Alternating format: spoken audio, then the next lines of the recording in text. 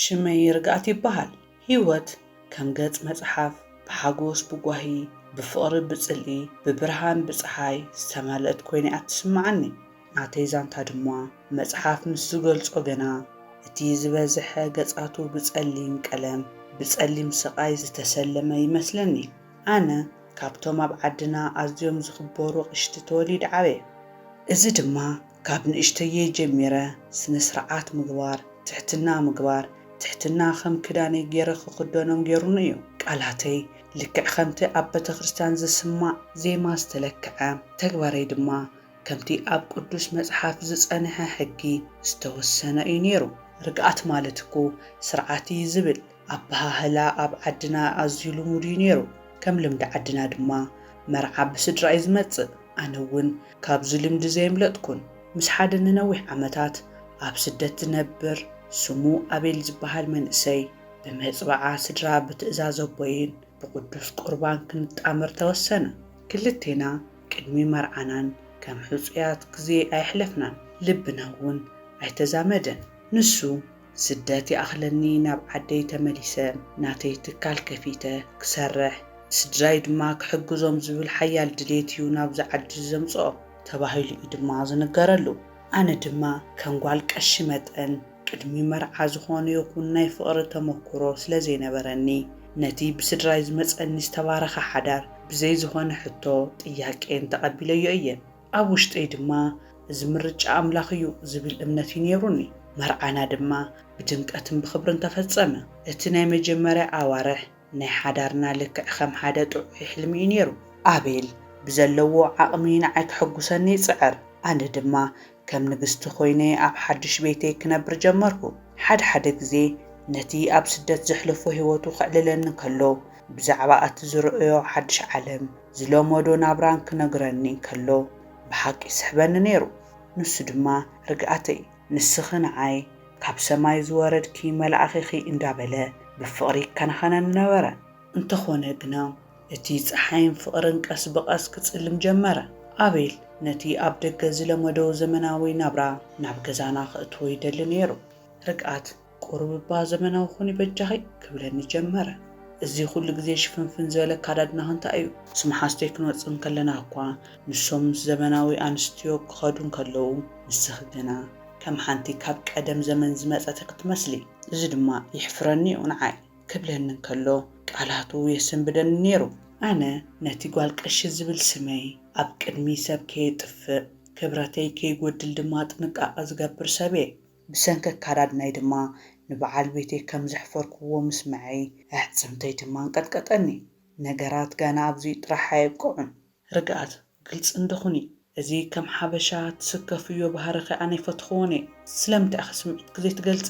ስለምንታይ ኢኺ ከም በረት ትዝሕሊ? እንዳበለ ድሕር ምዝራብ ኣብ መወዳእታ ድማ እቲ ንኹሉ ነገር መደምደምታ ዝገበረ ቃል ወፀ። ርግኣት በቃ ኣብ ርክብ እውን ይትዕግብንን ዘለኺ ይበለኒ። እዚ ቃል እዚ ግን ካሊእ ፍርሕን ሕፍረትን እዩ ፈጢሩለይ። ኣነ እታ ስነ ስርዓት ዝነበራ ተባሂለ ዝዓበኹ ዋል ኣብ ቅድሚ በዓል ቤተይ ከምዘይዕግብዎ ተቖፂረ እቲ ኩሉ ዝነበረኒ ርእሰ ተኣማንነተይ ድማ ተበተነ። ኣብ ውሽጠይ ክሓፍርን ክስከፍን ድማ ጀመርኩ። ንነብሰይ ጸላእኽዋ።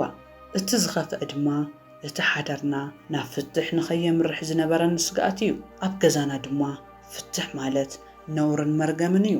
ጓል ቀሺ ተፋቲሓ ምባል ንስድራይ ካብ ኩሉ ንላዕሊ ዘዋርድ ነገር እዩ ነይሩ። እዚ ድማ ኣነ ብዝኾነ ይኹን መልክዕ ክቕበሎ ዘይክእል እዩ። ስድራይ እውን ክፃወርዎ ይኽእሉን እዮም። ስለዚ ዝኾነ ይኹን ዋጋ ከፊለ ነዚ ሓዳር ከድሕኖ ኣለኒ ኢለ ወሰንኩ። ንሰብኣየይ ትዕግብ ሰበይቲ ክኸውን ኣለኒ ዝብል ሓሳብ ኣብ እሙረይ ሰረጸ። ብድሕሪዚ ናብ ሓደ ሓድሽ ዘይፈልጦ ዓለም ክኣቱ ጀመርኩ። ብበዝሒ ናይ ደገ ፊልምታት ክርኢ ጀመርኩ። ብፍላይ ነቶም ማሕበራዊ ህይወት ዘርእዩ ዝበሃሉ ፊልምታት እናመረጽኩ ንሳቶም ዝገብርዎ ነገር ከጽንዕ ድማ ጀመርኩ። ኣከዳድና ቀየርኩ። ነቲ ሽፍንፍን ዘብል ክዳነይ ገዲፈ ነቲ ኣቤል ዘመናዊ ዝብሎ ዓይነት ክዳውንቲ ክኽደን ጀመርኩ። ኣዘራርባይን ኣካይዳይን ኩሉ ነገር ናይ በዓል ቤተይ ባህጊ ንምምላእ ክብል ቀየርክዎ። እታ ክብርቲ ጓል ቀሺ ዝነበረት ርግኣት ቀስ ብቐስ ክትመውት ኣብ ክንደኣ ድማ ሓንቲ ሓዳስ ንኣቤል ክትሕጉስ ትፍትን ርግኣት ክትውለድ ጀመረት። ኣብዚ መስርሕ እዚ ድማ ኣቤል ድላዩ ዝገብራ ሰበይቲ ምዃነ በቃዕኹ ዘይኣመለይ ድማ መስተ ጀሚረ። ቀስ ብቐስ ድማ መሓዛይ ክኸውን ጀሚርቱ መስተ።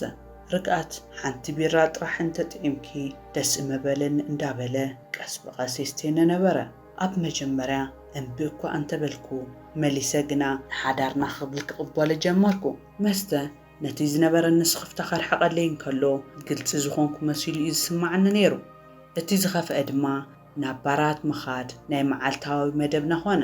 ኣቤል ድማ ብመስተ ኣስኪሩ ብንቡርን ብዘይንቡርን መንገድታት ክራኸበኒ ጀመረ። ኣብ መጀመርያ ነብሰይ ትቕንጦ፣ ስጋይ ይቕንጠጥ፣ ልበይ ድማ ይፈርሕ ነበረ። እዚ ግቡእ ኣይኮነን ዝብል ድምፂ ኣብ ውሽጠይ ይጭንጭን። ንሱ ግና ከምዚ እንተዘይጌርናስ ከመይ ጌርና ኢና ለኣ ክንቀራረብ ዘመናውያን ሰባት ከምዚኦም ዝገብሩ እንዳበለ የታልለኒ ነይሩ። እቲ ንሓዳርና ኸድሕን ዝብል ሓሳብ ኣእሙረይ ስለ ዝነገሰ ነቲ ኩሉ ስቓይ እናወሓጥኩ ክቕበሎ ጀመርኩ። ቀስ ብቐስ ድማ ነቲ ብዘይንቡር ምርኻብ ዝበሃል ነገር ካብ ጉዱድ ተግባር ናብ ልሙድ ገበር፣ ካብ ልሙድ ድማ ናብ ሓደ ዘስካሕካሕ ወልፊ ተቐየረ። እቲ ዝነበረኒ ናይ ጓል ቀሺ ንጽህና ቅድስናን በዚ ፀይቅ እዚ ተበሊዐ መፅአ። እዚ ድማ ንኣቤል ምንጪ ናይ ሓጎስ ንዓይ ግና ናብ ጸልማት ዝወስድ ኣጋጣሚ ኾነ። ኣቤል ርግኣተይ ሕጂ ኢኺ እታ ዝደልያ ሰበይቲ ዝኾንክለይ ኢሉ ክሕጎስ ምስ ጀመረ ግና ኣነ እውን ነቲ ኣብ ውሽጠይ ዝነበረ ኣንጻር ረሲዐ ብናቱ ክሕጎስ ጀመርኩ።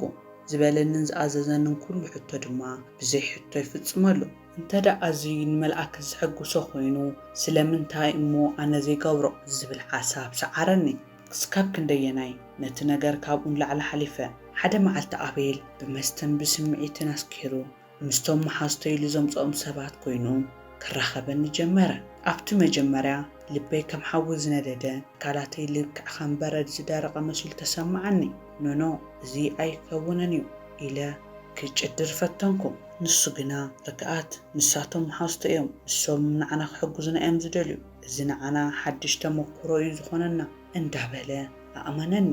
እቲ መስተ፣ እቲ ናይ ፍርሕን ስምዒት ኩሉ ነገር ተደራሪቡኒ ኣእሙረይ ድማ ክሰርሕ ኣይከኣለን። እቲ ዝተፈጸመ ኩሉ ድማ ከም ሓደ ሕማቕ ሕልሚ እየ ክሪኡ ፈቲነ። እቲ ዘስካሕካሕ ነገር ግና እዚ ሓድሽ ተመክሮ ዝበሃል ነገር ቀጻሊ ምዃኑ እዩ። ክሳብ ክንደይ እውን ለመድኩዎ።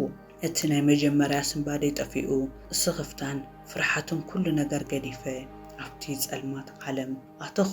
እቲ ዝገርም ድማ ኣቤል በይኑ ክራኸበኒ ኣብ ዝደለየ እዋን በጃኻ ኣባ ፀዋዓዮም ንበይንናስ ደሰ ይብልን ይሓጉዝና እምበር እንዳበልኩ ባዕለይ ክልምኖም ጅማረ እዩ። ክሳብ ክንደይ ከም ዝወደቅኩ፣ ክስካብ ክንደይ ድማ ከም ዝተዋረድኩ ኣብቲ ግዜ እቲ ኣይርዳእኒ ነይሩ። ልበይ ሞይቱ፣ ስምዒታተይ ደንዚዞም፣ ነብሰይ ኣብ ሕማቕ ወልፊ ተሸምዲዳ ነይራ። ኣቤል ኣነ ኣብ እንዳር ናይ ስምዒት ኣብ ሙሉእ ትሕዝትኡ ከም ዘለኹ ምስ ፈለጠ ድማ ከምቲ ዝደለዮ ወይ እውን ከምቲ ዝለመዶ ነፃነቱ ኣውጁ ካልኦት ኣዋልድ እውን ኣብ ቅድሚ ዓይነይ ናብቲ ናይ ሓዳር ገዛና ክመፅእ ጀመረ። እቲ ገዛ ካብ ቦታ ፍቕርን ሰላምን ናብ ቦታ ረኽስን ነውርን ተቐየረ። ከም እንስሳታት ምስ ብዙሓት ኣዋልድን ወዳትን ኣብቲ ናይ ሰብ ሓዳር ገዛ ዘይንቡር ተግባራት እናፈጸምና ንኣስታት 2 ዓመታት ቀጸለ።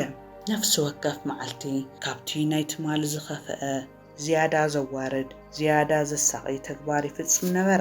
ኣነ ድማ ከም ሓንቲ ነብሲ ዘይብላ ኣቕሓ ነቲ ኩሉ ግፍዒ ክቕበሎ ተገደድኩ።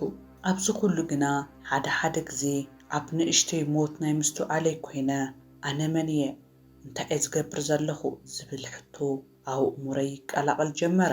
ግና እቲ ጸልማት ድማ ከም ብሓድሽ ይውዕጠኒ።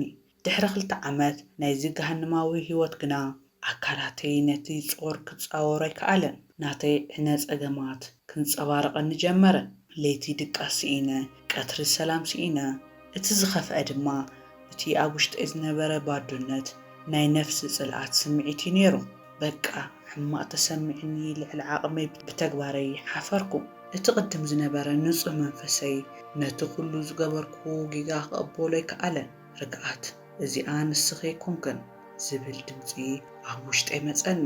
ሓደ መዓልቲ ንኹሉ ትብዓተይ ኣኸኸይበ ንኣቤል በጃኻ ኣበለይ ፍትሓኒ ደኺምና ኣሎ በልክዎ እዚ ህይወት እዚ ድማ ኣይከኣልክዎን ኢለ ተዛረብክዎ ንሱ ግና ናይ ሰይጣን ፍሽኽታ ገጹ መሊኡ ፍትሕ ኢሉ ኣይንስኺ ካብዚ መጻወድያ እዚ ብቐሊሉ ክትወፅእ ትኽእል መሲሉክ ድዩ ብምባል ናብ ላፕቶፕ ኸይዱ ሓደ ቪድዮ ርአየኒ እቲ ቪድዮ ኣነ ኣብ ዝተፈላለየ ቦታ ምስቶም ንሱ ዝደልዮም ሰባት ነቲ ዘይንቡር ተግባር እናፈጸምኩ ዘርኢ ቪድዮ እዩ ነይሩ ልበይ ህርመታ ክተቋርጽ ተፈለጠኒ እዚ ኸመይ ጌርካ ክትገብሮ ክኢልካ ክብል ብስምባድ ሓተትክዎ ርግኣት እዚ ቀሊል ነገር እዩ ብዙሓት ከምዚ ዝኣመሰሉ ቪድዮታት ድማ ኣለውኒ ብሓፂሩ እቲ ኩሉ ንገብሮ ዝነበርና ነገር ተሰኒዱ እዩ ስለዚ ክልተ ምርጫ ጥራሕን ዘለዋኺ ወይ መዋእልኪ ናተይ ባርያ ኮንኪ ዝበልኩኺ እናፈጸምኪ ክትነብሪ ኢኺ ወይ ድማ ነዞም ቪድዮታት እዚኣቶም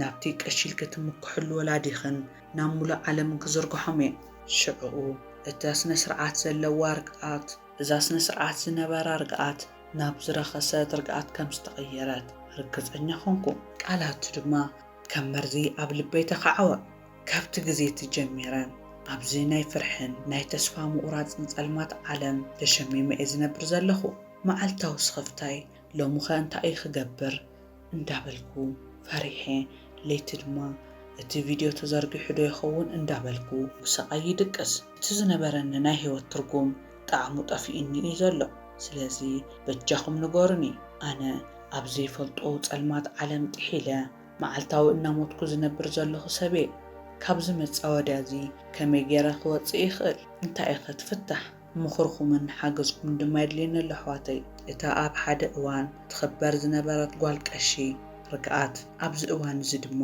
ብሓጢኣትን ብረኽስን ዝጠልቀየት ጓል ኮይነ ካብዚ ገሃንም እዚ ንምውፃእ ሓገዝኩም የድልየኒ ኣሎ በጃኹም ሓግዙኒ ሰላም ከመይ ትኾኑ ክቡራት ተኸታተልቲ ባና ህይወት ሎሚ ሒዝናልኩም ዝቐረብና ሓቀኛ ናይ ሓብትና ህይወት ነዚ ክትሰምዕዎ ዝጸንሕኹም ይመስል ነይሩ ምናልባት ካባኹም ዝደለየቱ ሓገዝ ምኽሪ ክትህብዋ እሞ ልባ ዘዕርፍ ናይ ሕብረተሰባ ሰላም ዝመልስ ምኽሪ ከም ትልግሱላ ድማ ሙሉእ ተስፋ እዩ ከምዚ ዓይነት ፍሉይ ኣጋጣምታት ወይ ድማ ዛንታ ህይወት እንተሃልይኩም ድማ ሓሳብኩም ክተካፍሉን ትኽእሉ ኢኹም ንሕጂ ግና መደበይ ኣብ ዝተዛዚሙ ኣሎ ኣብ ቀጻሊ ተመሳሳሊ ሓቀኛ ዛንታ ክሳብ ንረኸብ ሰላምን ጥዕናን ንኣኹም